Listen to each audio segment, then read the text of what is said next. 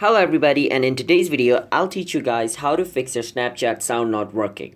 So before starting this video, be sure to like and subscribe with notification turned on to our channel cause we post content like this. So to get notified for our future video, be sure to subscribe with notification on. And let's start today's video without any further ado. So to fix Snapchat sound not working, first check if your phone is not connected with other Bluetooth device and you're not hearing the sound, or if it is connected to some wireless headphone and it's playing the sound through that. So for that, just go to your setting and see if your phone is connected to any Bluetooth device or not.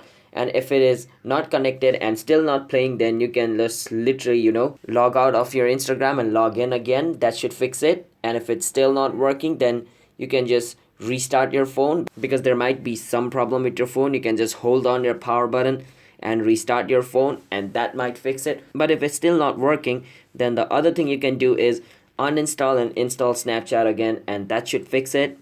But if it's still not working, then you can check your phone's speaker if it is working or not, because if your speaker is damaged, then you might not be able to hear the sound from it. And if it's still not working, you can just report it to Snapchat, and the staff of Snapchat will try to fix it from there.